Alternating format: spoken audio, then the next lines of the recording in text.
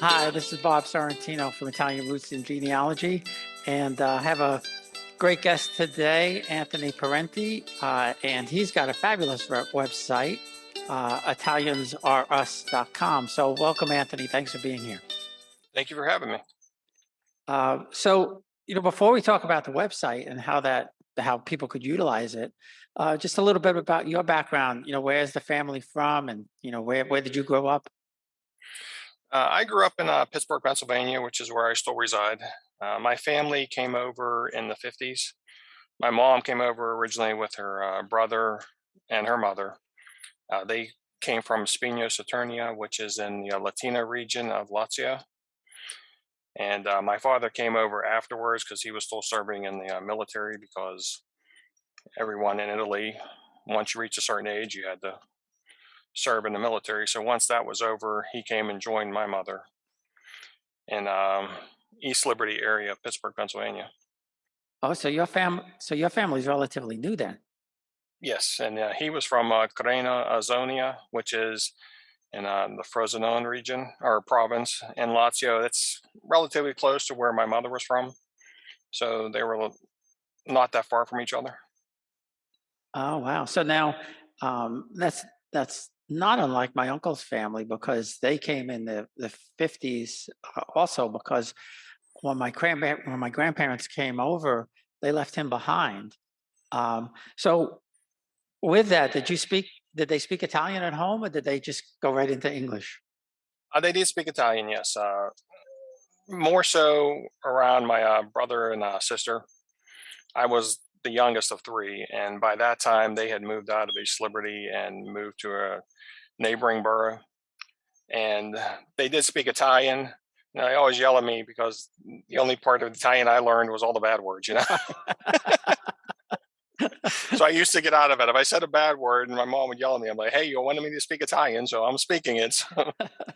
Well, my parents, they both spoke Italian because their parents spoke Italian, but they when they didn't want us to know something, they were talking Italian. Exactly. So you knew they were talking about you when they switched from English to Italian. You're like, "All right, what do we do?" Uh, and when they were really mad, when my mother was really mad, she would call me by my full name, Robert James. Um, so why did they come? Was their family here, or it was obviously to work? But Most of my mom's family came over to Pittsburgh, or relatives, cousins, and all that, and that's where they ended up in Pittsburgh. My dad was actually the youngest of 11 children, brothers and sisters, and he was the only one that came over. So all the remaining of his family basically still in Italy. oh, so you have a lot of family left in Italy. That's Yes, wonderful. Now, have you been back? I did go once in 1984, so it was a long time ago. I was a young teenager, and I look back on that experience, and I didn't appreciate it as much because of how young I was. Now I still enjoyed it because I got to meet my aunts and uncles and cousins and all that, and had a fun time with them. But looking back, I would wish I was a little bit older and I could appreciate and all the things that happened. Well, you're definitely younger than me, so there's time to go back. I mean, we just went for the first time after 25 years, and it was just so marvelous. I didn't want to come home. I just It wanted to is stay beautiful. and there's so much to see and so much to do and the food and everything and all of that. You can't, no matter how many times you go back, you can't see it all No, or no, do no. everything you want to do. It's just that's what makes it great. But yeah, but it is a great experience, and I mentioned this on a couple of the podcasts since I'm back. Is I didn't know that my father had first cousins there, and we got to meet them. They were in their 90s, two of them, and they were just. It's hard to you can't explain it. You just can't explain it. Now, have any of them come here? My one aunt did right after the birth of my oldest son. So she had the opportunity to come over and actually get to meet my oldest son and hold him and play with him and all that. So that was a great experience because unfortunately she has now since passed. So she never got the opportunity to meet my second son. But my one cousin also came over, but he came for a business trip to Washington D.C. So we got to travel down there and meet with him for a little bit. But other than that, aunts and uncles, those were the only ones that came over Yeah, to and visit. I just recently found that through the cousins that I know over there that I actually have two cousins in San Diego that I never knew about. I mean, I just recently found that out. So that's why I tell people you never know what you're going to find. You dig, these things pop up. So was there? So going back to your dad's family and your mom's family in Italy, were they? Did they have any kind of particular trades, or were they like a lot of us, just farmers? I shouldn't say just farmers, but farmers. They lived in, I guess, remote village, not remote village, but remote areas where what they did was farming. When my dad came over, he started his own landscaping business, and he maintained that until he passed away in the '80s. So he passed away a long time ago, and but pretty much they worked their farm, their land, and I know some of the cousins and all that were able to go on and get their degrees and work in other areas, other professions. Yeah, well, that seems to be what happens. So let's talk about the website. It's Italians Are Us. I love the name. Thank you. And why'd you do it? Why'd you start the website?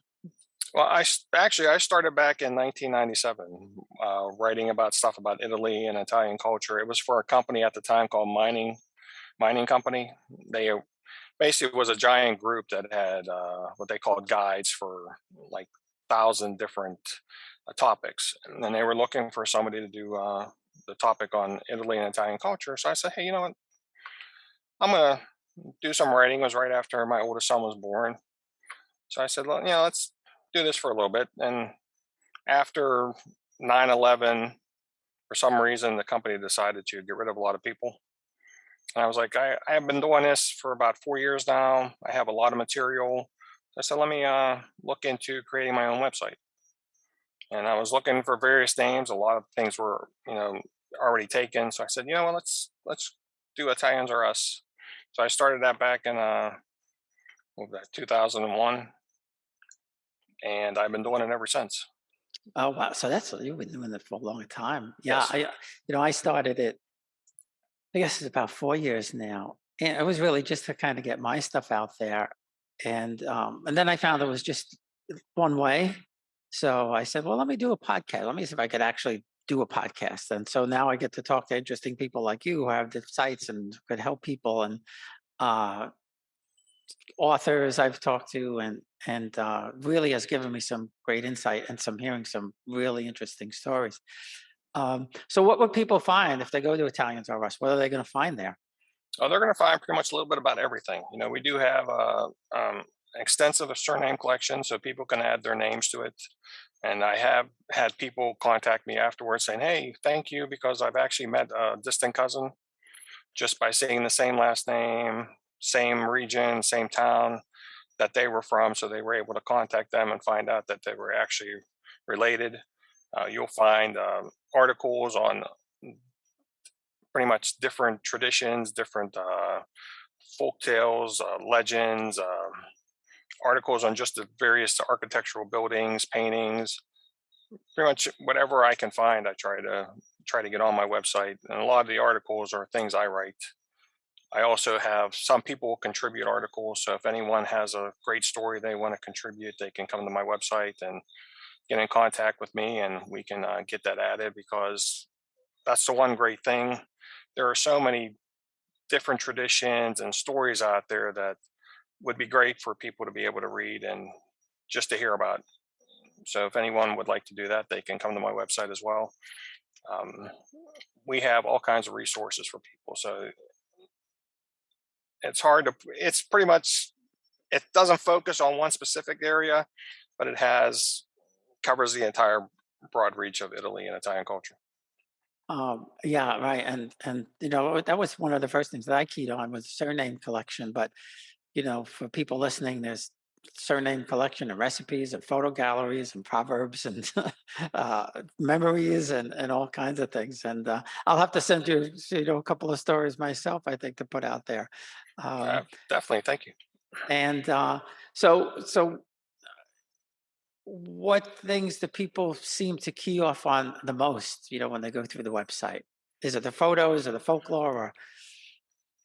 A little bit about everything. A lot of the personal stories and stuff like that that people have written get a lot of attention. A lot of people are looking at real estate. I know I'll have a lot of things on there for moving to Italy and how to buy property and stuff like that. That's another area that people look into. A lot of people are looking into just things on Italian men and women. Different things about them, and a little bit of everything gets utilized and people go and look at. So there's something for everybody. Yeah, and that's exactly what I noticed out there.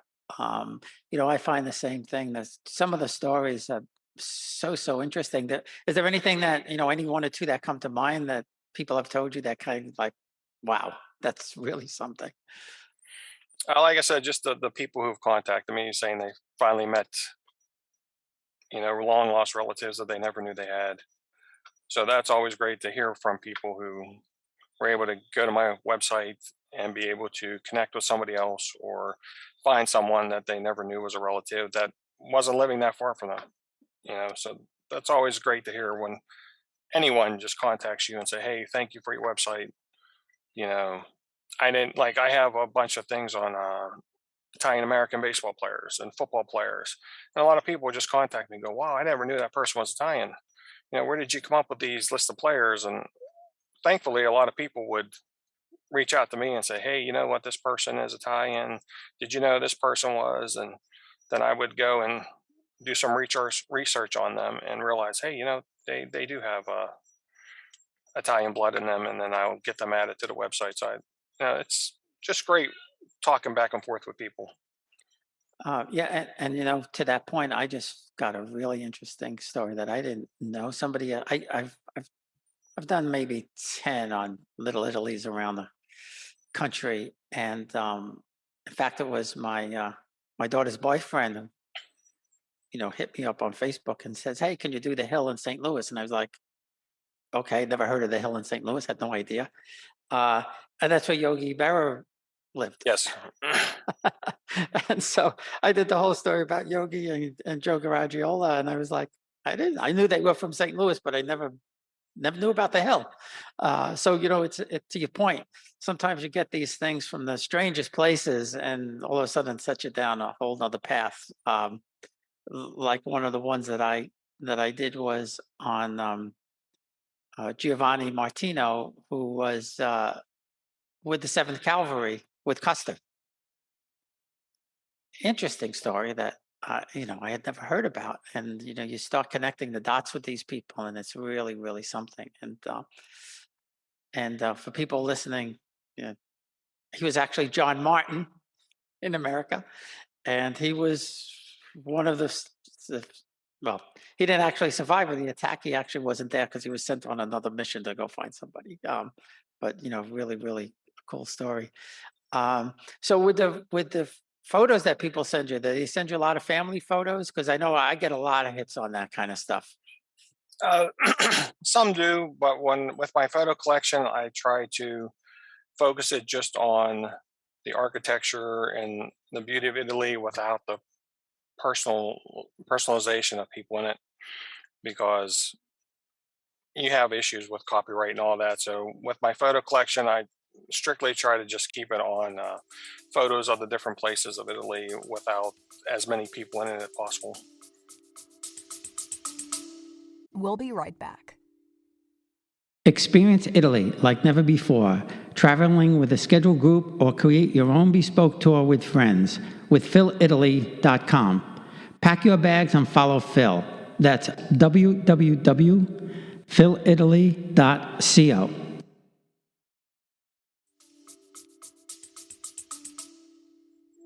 Yeah, well, that makes sense. Yeah, that makes sense.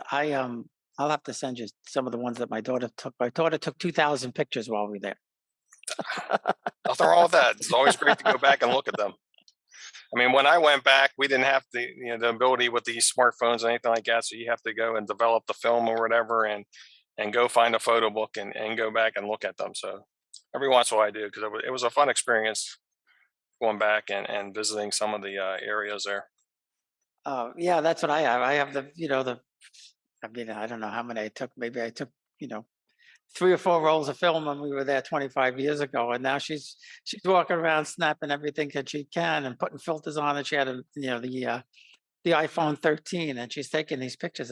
They look like artwork when you take a Yeah. picture with that thing. It's So unbelievable. this technology is great, and another great thing about the technology is I can talk to my relatives over there relatively easy now Yeah, with Facebook or Twitter or anything like that, and where you couldn't do that in the past. You had to use the old landline phone to contact them, and you had to wait till a certain day of the week because it was cheaper to call them during that that's time. right. And where nowadays just go on the internet and you can chat away with them as long as you want. Yeah, that's right. And one of the things that my cousin sent me after we came back was he went through his mother's artifacts and everything, and he found back in the 20s, not the 2020s, the 1920s, uh, they would send a postcard with a picture Yes. and have the handwriting in the back. So he actually found postcards that my grandmother sent to her father in 1919 with her handwriting on the back. So That's when great. you come across something like that, I mean that's gold, It is. to go along with the stories. To know that these people were in contact with each other, and one of the amazing things about it was uh, you could tell from one of the things that she wrote that she knew that she was never going to see her father again. So from when you find something like that, when I found that, it was like a blessing, but it was also very sad. It You is. know what Yeah. I mean? You know, because like you said, they couldn't converse on TV like we are right now. Definitely So, different how they had to do things back then. And you sit there and go, could we survive back then? no, and you know what was really amazing about it? Um, we went to towns that I knew that my great grandparents and great great parents, they were in Naples, but I knew that they would go back to these towns in Calabria and Molise, and it was a 5-hour drive from Naples by car. Yeah. So you're on these roads and you're thinking to yourself, how long did it take these people to get from one place to another place? And that's probably why people didn't leave their towns. You couldn't go anyplace anyway if you wanted It took to. too long. It wasn't. Exactly.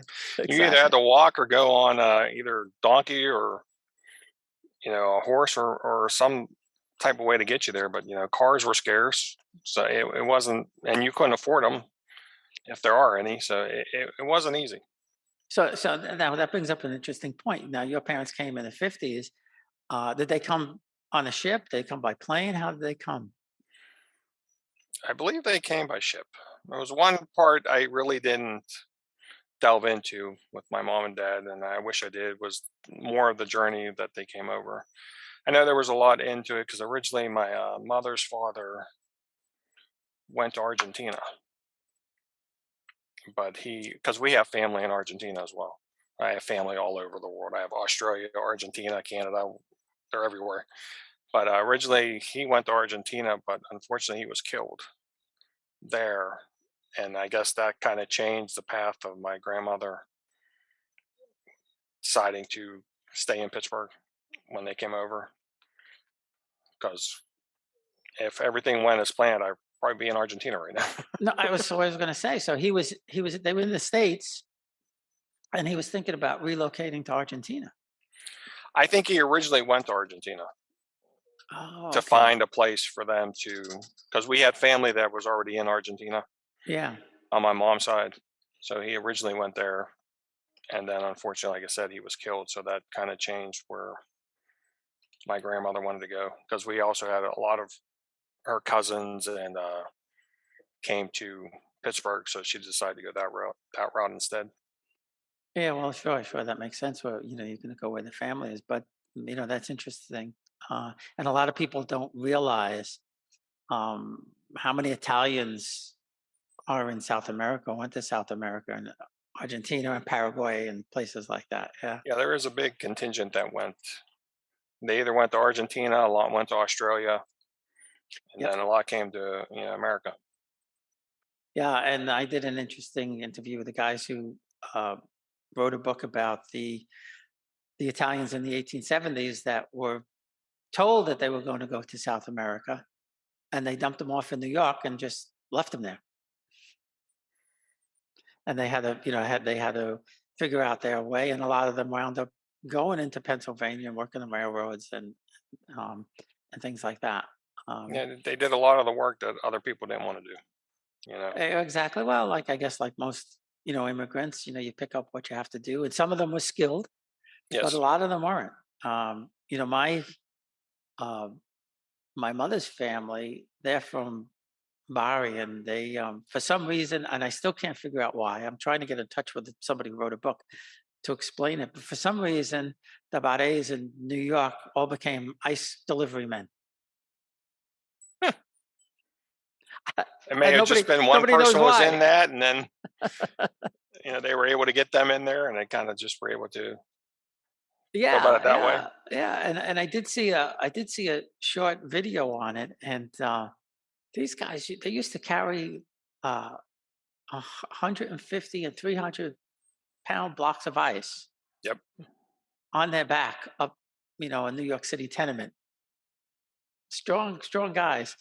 Uh, and I remember some of my uncles were old enough to probably work in that business in probably the 30s and 40s, and they weren't big men, but they were built. They were muscular type of guys. I'm sure.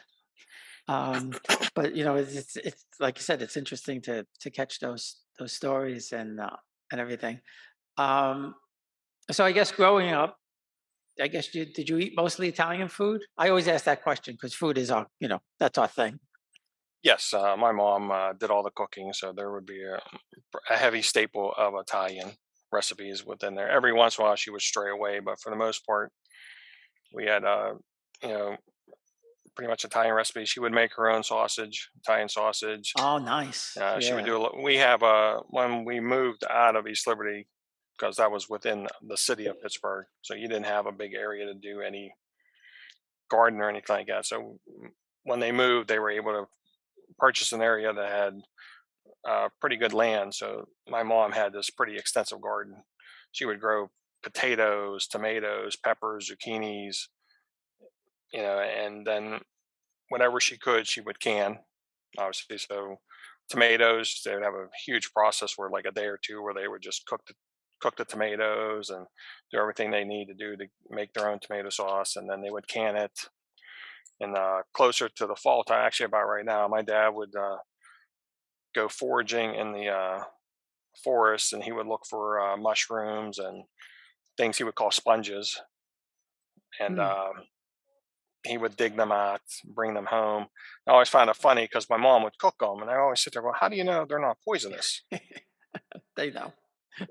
Well, my mom would throw a quarter in the water, and if the quarter stayed clean, it wasn't poisonous. If Really? the quarter came out all dirty, it was poisonous. You couldn't eat it. So No it's just kidding. little things like that. You're like, how would they know even back in Italy when they did this stuff that things they're eating weren't poisonous, but they were able to find ways, simple things that you and I would not even. You think in a quarter, well, how can a quarter tell you that it's? But I guess the silver or whatever is in the makeup of the quarter, the poison just attracts to it. I guess maybe the silver or something that does something and interacts with the Yeah, silver so somehow or little something things like like that. that. Yeah. But yeah, we had, if we also did the American holidays, like Thanksgiving, but there was also always an Italian twist to it. You Right. always had like a lasagna or a ravioli of some sort to go with your turkey. So there was always a little twist to it. Yeah, and I remember my uncle. My uncle used to go and he used to go pick dandelions out of the park. I'll tell you a story of that because my mom used to do that as well. Really? And my mom would make, she called it cipolone, and it's basically like a dandelion pie almost. Yeah. And I do have a recipe for that on my website. So I grew up on that. So I would go to school. My mom would make me lunch or whatever, and my lunch would be like a dandelion sandwich. And of course, you're with people who are not Italian, and they have no idea what you're eating. And they're like, "You're eating dandelions?" I was like, "Yeah, there's nothing wrong with it. It tastes really good." Well, I always say we used to go to the beach, and we used to go with eggplant parmesan and sausage and peppers, and you look on the blanket next door, and they're eating bologna sandwiches, peanut butter Yep. and jelly. But one of the guys in Boston, in the north end of Boston, they had the woman used to cook Italian food in grammar school because there was a big Italian thing, and he said we used to eat Italian food in grammar school and the lunch thing. I was like, oh my god, that must have been so great. I don't know, So really. amazing. uh, because I guess the woman was Italian, and that she knew she made That's what she what she knew knew. how to So make. So, but I she's love probably the like, I'd rather have them have something good to eat than some of the things that schools end up feeding. I'm not saying it's bad, but growing up, no, would you it's rather have homemade Italian food or homemade exactly. any food pretty much than some of the things you have to get at the cafeteria? No, exactly.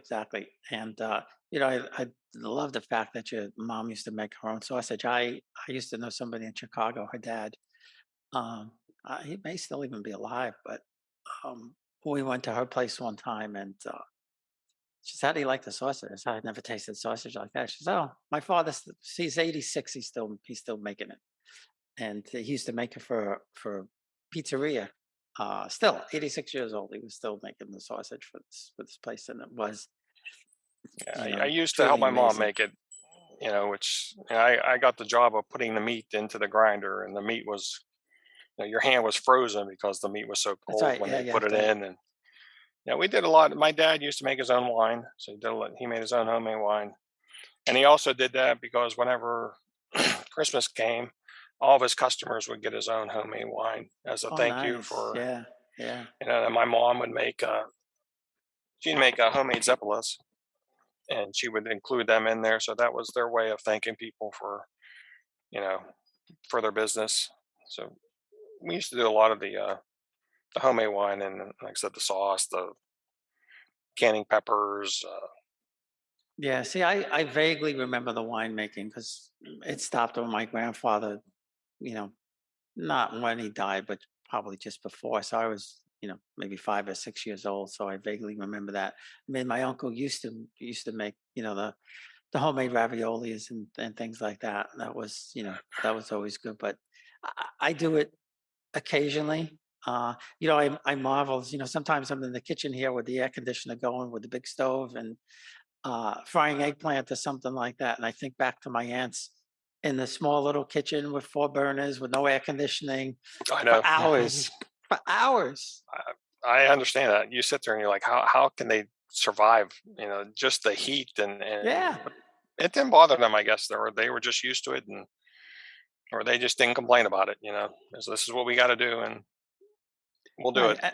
And somehow they found room in the refrigerator for everything. I can't find room for anything, and I get this big giant refrigerator. They knew how to do it. Uh, and it was always, but I grew up watching my aunts cook. That's why I like to cook. I think I used to like to watch them, and um, you know, sneak in there with the bread in the gravy, or steal a meatball before it was, you know, just as it was coming out of the frying pan. Everybody needs a taste tester, so you got to taste it.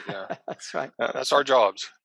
That's right. And it was always a fight over which aunt made the best meatballs. I used to go through that all the And you time. had to be careful what you said because you don't want to make one ant mad over the other. So you got to watch what you said.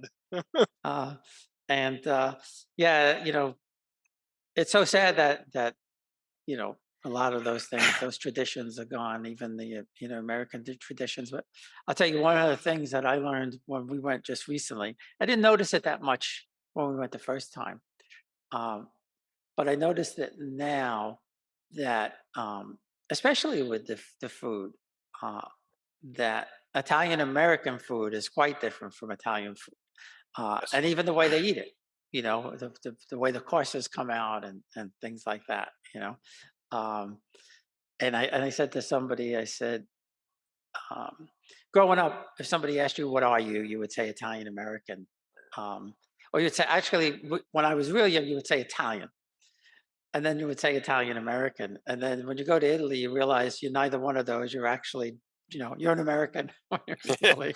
they it's different, it's with every cuisine. Once it comes to here, you go, whether it's even Chinese, or you do Polish or whatever cuisine it is, there's an American spin to it that if you went to that actual country and order that same thing, you'd be like, this is not what I'm used to. you know it's just how it is. We always, I guess, have to put our own flair on things. Uh, yeah, and that's it's funny you mentioned that. I was in Hong Kong one time, and I ordered Szechuan pork, and I was thinking I was going to get the typical Szechuan pork that you get here with Fuji, and it was like I guess it was almost like sliced in like bacon, hung over a rack, and I was like, "This is different," and it was so hot, so hot. If you go to a, not to digress, but if you go to a Szechuan restaurant over there, everything comes in a big giant bowl of chilies. Everything, big giant bowl of chilies, and that's just the way they do it. Um, well, this has been great talking to you, Anthony. I really appreciate you taking the time. Just so everybody knows, what's the website again? It is ItaliansReUs.com. So And yeah, I urge everybody to go out there, visit, because as Anthony said earlier, there's something out there for everybody. Whether it's recipes, whether it's photos, proverbs, memories, and as Anthony said, you're invited to submit articles. So that's really special too. I also, if you don't mind, I do have a section where I've created T-shirts for every region.